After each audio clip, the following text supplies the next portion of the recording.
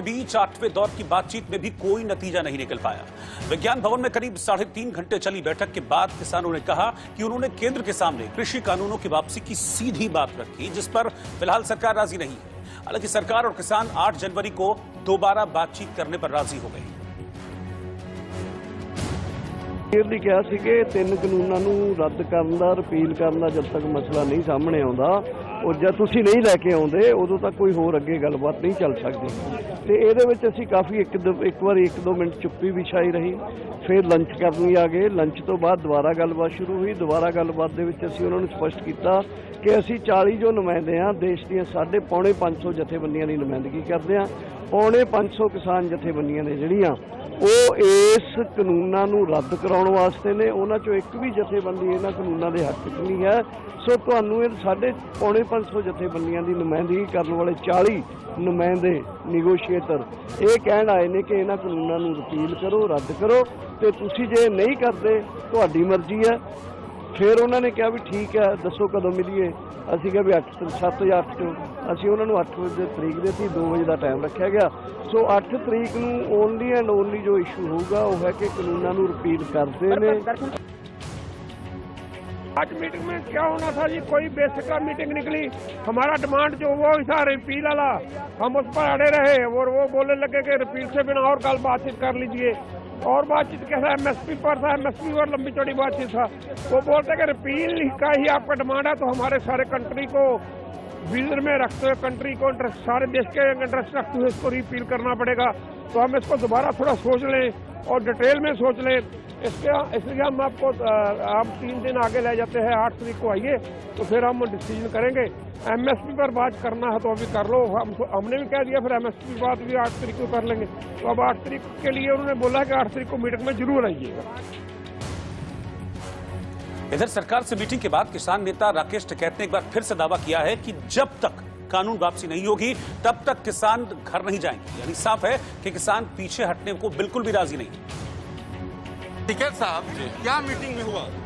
Meeting में ये हुआ कि बातचीत इनसे हुई है मीटिंग में, और जो 3 कानून हैं उन पर बातचीत हुई। एमएसपी पे बातचीत नहीं आज हुई और 8 तारीख में फिर बात होगी। तो सरकार क्या बात करना चाहती थी आप शुरू से, क्योंकि ये वो अमेंडमेंट में बात करना चाहती थी और हम पूर्ण रूप से बिलों को वापसी पे बात कर रहे थे। तो आप क्या अमेंडमेंट आप लोग तैयार नहीं हुए? नहीं। आप लोगों ने क्या कहा? हमने कहा कि हम उस पर कोई चर्चा ही नहीं करना चाहते। भाई चर्चा ही क्यों करें उसमें, जब हमको संशोधन पे बात करनी नहीं है तो चर्चा ही क्यों करें। एमएसपी को लेकर सरकार चाहती एमएसपी पे आज नहीं बात हो पाई। सरकार चाहती थी कि बात हो, सरकार ने चाहती थी, उसने कहा, लेकिन उसी पे हमने एक पे फोकस रखा और 8 तारीख में दोनों चीजों पे बात हो। आपका ये पहली मांग थी कि तीनों कानून को रद्द किया जाए, उसके बाद ही बात आगे बढ़े। हाँ।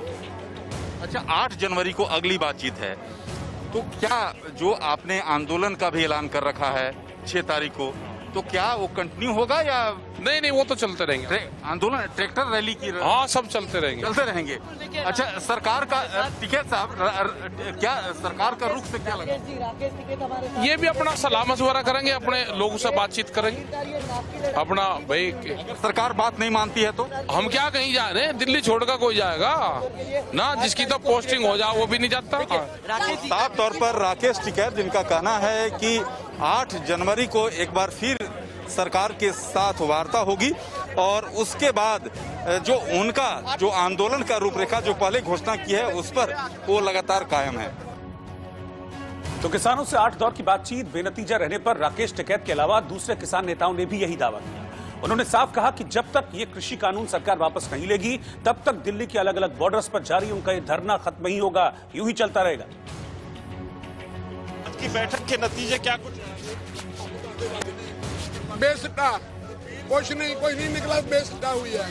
देखो सरकार जो है ना, एक इसको वापस लेना नहीं चाहती, जो कारपोरेटों के दबाव में है और बड़े साम्राज्यों के सरमाएदारों के दबाव में है। जब सत्ता से बाहर होते हैं तो कुछ और बोलते हैं, जब सत्ता में होते हैं तो उनके हक में बोलते हैं। वोट लेने के लिए किसानों मजदूरों के हक में बोलते हैं। इससे पहले 30 तारीख को 2 बातों पे सहमति बनी। देखो जो वो कानून थे ना, जो कानून थे वो बहुत छोटे कानून थे इनके मुकाबले में। इस पर लड़ाई शुरू हुई है पंजाब में से, जो 4 महीने का कोड है यही है जो सबसे करड़े कानून है, इस पर लड़ाई हमारी हुई है। ये जो वापस नहीं होते तो उनका भी कोई मतलब नहीं है जो हुआ। आगे की रणनीति सर? हाँ बिल्कुल, कल संयुक्त मोर्चे की मीटिंग होगी, उसके बाद हाँ कल मीटिंग के बाद क्लियर हो जाएगा। कल भी जैसे रेवाड़ी में देखने को मिला कि कुछ किसान बैरिकेड तोड़कर दिल्ली की तरफ बढ़ रहे थे, उसको लेकर क्या कहेंगे? और अब जो कि जैसे 6 जनवरी के लिए केएमपी के लिए जो निर्धारित कुछ प्रोग्राम थे उन सबको लेकर क्या कुछ रणनीति रहेगी? हमारी है दिल्ली, हमारी है, किसानों का आना हक है, उनको रोकते हैं, ये जबर कर रहे हैं किसानों के ऊपर। और जो परसों का प्रोग्राम है बताएंगे प्रधान। वो जो प्रोग्राम था ना 6 तारीख का, कल में पास करेंगे। कल में 12 बजे पंजाब की किसान जथेबंदियों की मीटिंग है और 2 बजे जो संयुक्त मोर्चे की मीटिंग है उसमें होगा अगले की स्थिति जो है उसमें। आज बात नहीं बनी लेकिन बातचीत चलती रहेगी। बातचीत तो चलती रहेगी क्योंकि आंदोलन भी चलता रहेगा, बातचीत भी चलती रहेगी। आज सरकार ने खुद ही टाइम दिया है 8 तारीख का। हम कल की मीटिंग में पहले जो प्रोग्राम तय किए हुए एजुटेशन के उनको लागू करने के लिए करेंगे और 8 तारीख को बात करनी है कि नहीं करनी, लेकिन आज तक हमने कभी ऐसे ठुकराया नहीं कि बातचीत नहीं करनी। चाहे सरकार का रवैया बिल्कुल अड़ियल है लेकिन हम बातचीत में आते हैं। आज की बैठक के दौरान कुछ बहस भी हुई? आज की बैठक में बहस भी हुई थी? नहीं, बहस नहीं होती। दलील वो अपने आर्गूमेंट देते हैं, हम अपने आर्गूमेंट देते हैं, इसको बहस कह लो। जो आर्गूमेंट मिला के उनके आर्गूमेंट से किसान जो है भी सहमत नहीं है। उम्मीद की जा सकती है कि 8 तारीख को जो बैठक होनी है उसमें कुछ नतीजे निकलेंगे। आज की बैठक से ऐसा लग रहा है। तो देखो, सरकार पहले से ये स्टैंड ले रही है कि हम कानून रद्द नहीं करेंगे, इसमें अमेंडमेंट जितनी करनी है, शोध करनी है, कर लो।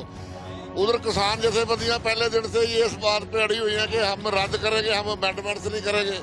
तो हर बार यही दलीलबाजी होती है, इसलिए आज भी वही हुई है। उधर लगातार मीटिंगों में नतीजा न निकलने पर कृषि मंत्री नरेंद्र सिंह तोमर ने कहा है कि ताली तो दोनों हाथों से बजती है। तोमर के मुताबिक किसान चाहते हैं कि सरकार रास्ता निकाले ताकि उन्हें आंदोलन खत्म करने का रास्ता मिले, जबकि सरकार पूरे देश को ध्यान में रखकर ही फैसला लेगी। जब चर्चा होती है, विषय 2 ही है मुख्य रूप से, कानून और एमएसपी। तो चर्चा में बीच में चर्चा आगे बढ़ती है, फिर पीछे जाती है, फिर आगे बढ़ती है, फिर पीछे जाती है।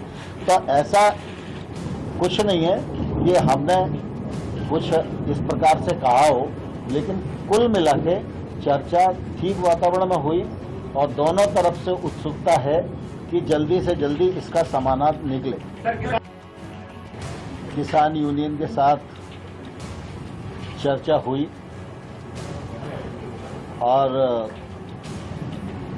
भारत सरकार के 2 कानून नए और 1 संशोधन, ऐसे जो 3 कानूनों के बारे में चर्चा चलती है, उस पर हम लोग चाहते थे कि यूनियन क्लॉज वाइज चर्चा करें, जिससे कि उसमें से रास्ता निकालने में आगे बढ़ सके। इसी पर बात चलती रही। थोड़ा बहुत बात एमएसपी पर भी हुई, लेकिन आज हम कोई निर्णय तक नहीं पहुंच सके और इसलिए यूनियन और सरकार दोनों ने मिलकर तय किया कि 8 तारीख को पुनः 2 बजे बैठेंगे और इस चर्चा को आगे बढ़ाएंगे। अगर सरकार पर भरोसा नहीं होता तो 8 तारीख की बैठक क्यों तय होती? सरकार और यूनियन दोनों की रजामंदी के कारण ही 8 तारीख की बैठक तय हुई है।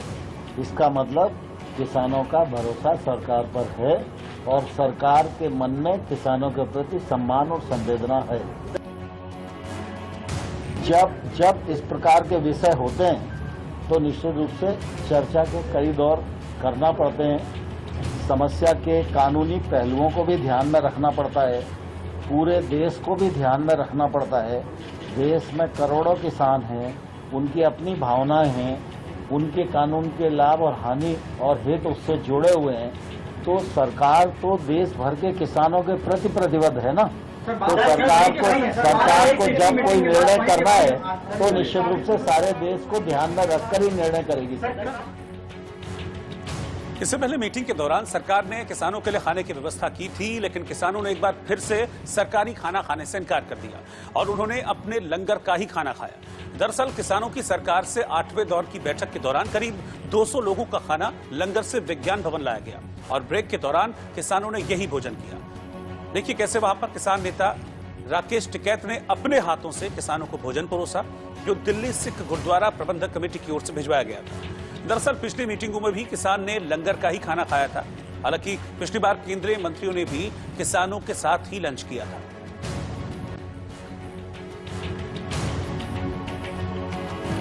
तो एक तरफ विज्ञान भवन में लंच ब्रेक के दौरान किसान नेता लंगर का खाना खा रहे थे, वहीं दूसरी तरफ बाहर डटे बैठे किसानों ने भी लंगर का ही खाना खाया और इस दौरान वो मीटिंग के नतीजे पर नजर बनाए हुए थे।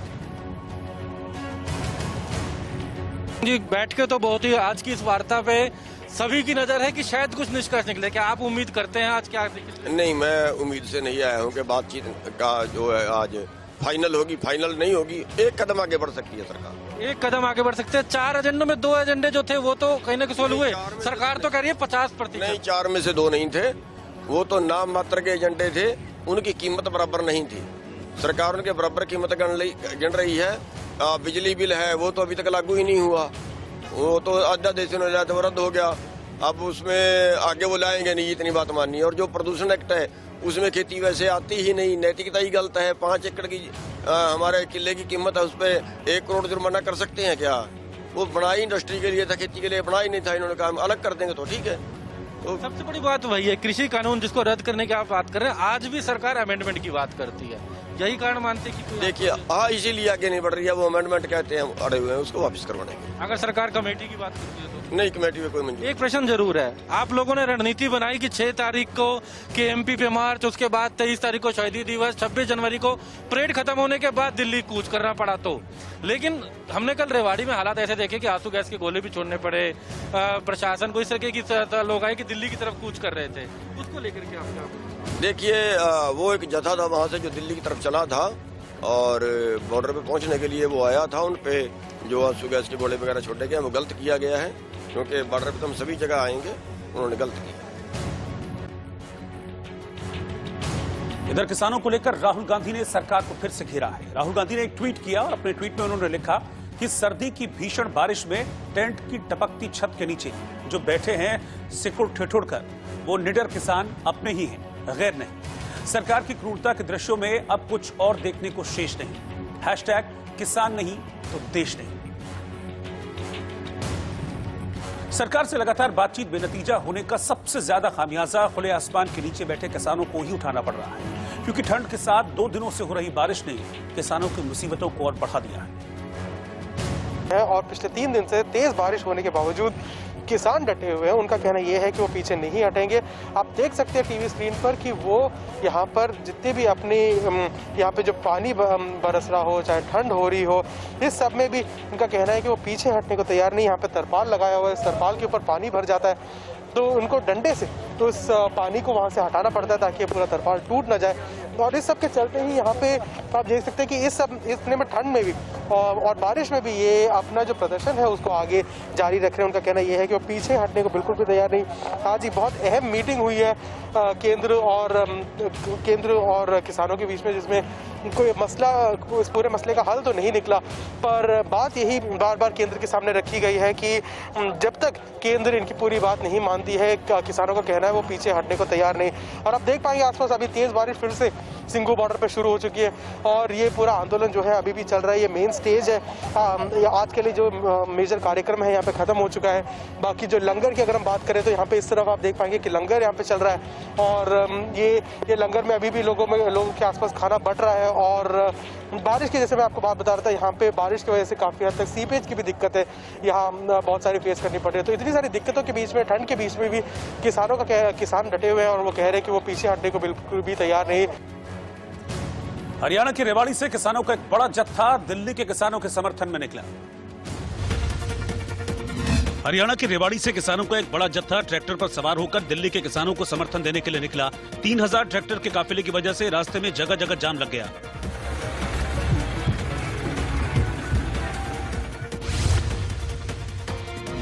उत्तर प्रदेश के गाजियाबाद में शमशान घाट की घटना के खिलाफ मृतकों के परिजनों ने मुरादनगर थाने के सामने प्रदर्शन किया।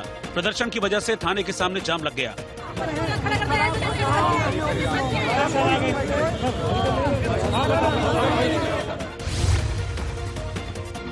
पीएम मोदी ने वीडियो कॉन्फ्रेंसिंग के जरिए नेशनल मेट्रोलॉजी कॉन्क्लेव का उद्घाटन किया।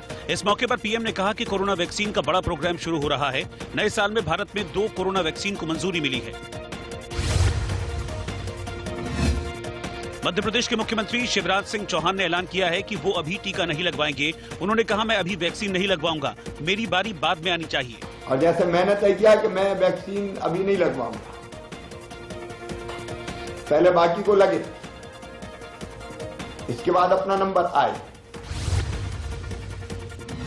भारत और ऑस्ट्रेलिया के बीच गुरुवार से तीसरे क्रिकेट टेस्ट मैच के लिए स्टेडियम में दर्शकों की संख्या कम की गई है। सिडनी क्रिकेट ग्राउंड की कुल क्षमता के 25% दर्शकों को ही स्टेडियम में आने की अनुमति दी जाएगी।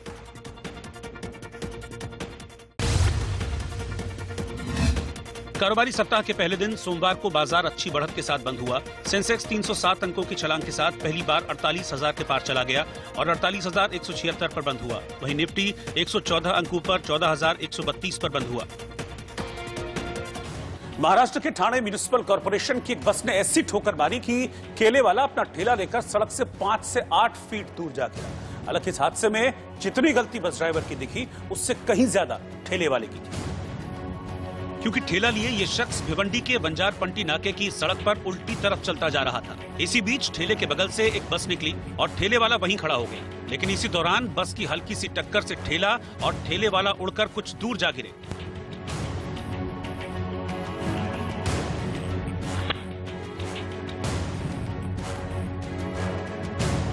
हालांकि गनीमत रही कि बाइकों के ऊपर गिरे ठेले वाले की जान बच गई, क्योंकि उसे हल्की चोटें ही आईं। साथ ही उसकी मदद के लिए सड़क पर खड़े लोग फौरन दौड़ पड़े। लेकिन सड़क पर ऐसे हादसे अक्सर देखने को मिलते हैं।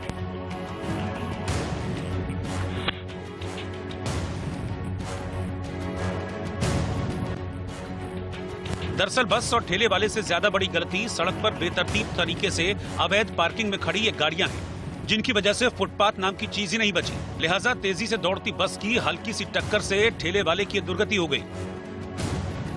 बंगाल में हैदराबादी ओवैसी की एंट्री हो गई।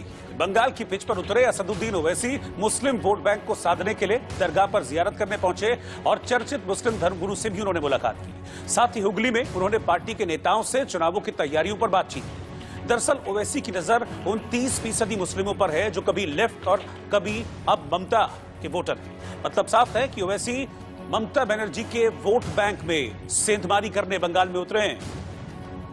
में एमआईएम पार्टी अब्बास सिद्दीकी साहब के साथ काम करेगी, उनके पीछे रह के काम करेंगे और अब्बास सिद्दीकी साहब जो भी फैसला करेंगे हम उस फैसले का उनका साथ देंगे, उनको सपोर्ट करेंगे। जहां जहां मीम का संगठन है हम सब लोग अब्बास सिद्दीकी साहब और फरशद साहब काम करेंगे। शरीफ की अगर आप तारीख देखेंगे तो उन्होंने अपने बुजुर्गों की जिंदगी जो उनके लिए हमारे लिए एक मशाले राह है, उस राह पर अब्बास सिद्दीकी साहब चल रहे हैं। हम उनके काम में उनका साथ देंगे। चीन के अरबपति और दुनिया के तीसरे सबसे अमीर शख्स अलीबाबा ग्रुप के मालिक जैक मा पिछले 2 महीनों से लापता है। जैक मा ने चीन के सरकारी बैंकों की अक्टूबर में तीखी आलोचना की थी, जिसके बाद उनका चीनी राष्ट्रपति शी जिनपिंग के साथ विवाद भी हुआ था। इसके बाद पिछले 2 महीने से अलीबाबा ग्रुप के मालिक जैक मा दिखाई नहीं दिए। जैक मा ने चीन सरकार से अपील की थी कि सिस्टम में कुछ ऐसा बदलाव किया जाए जो बिजनेस में नई चीजें शुरू करने के प्रयास को दबाने की कोशिश न करे। उन्होंने वैश्विक बैंकिंग नियमों को बुजुर्गों का क्लब करार दिया था। इस भाषण के बाद चीन की सत्तारूढ़ कम्युनिस्ट पार्टी भड़क गई थी। जैक मा की आलोचना को कम्युनिस्ट पार्टी पर हमले के रूप में लिया गया, जिसके बाद नवंबर 2020 में चीन के अधिकारियों ने जैक मा को जोरदार झटका देते हुए उनके एंट ग्रुप के 37 अरब डॉलर के आईपीओ को निलंबित कर दिया था। वॉल स्ट्रीट जर्नल की रिपोर्ट के मुताबिक यह आदेश चीन के राष्ट्रपति शी जिनपिंग की ओर से आया था। इसके बाद जैक मा से कहा गया कि वो तब तक चीन से बाहर न जाएं जब तक कि उनके अलीबाबा ग्रुप के खिलाफ चल रही जांच को पूरा नहीं कर लिया जाता। और इसके बाद नवंबर में वो रहस्यमय तरीके से लापता हो।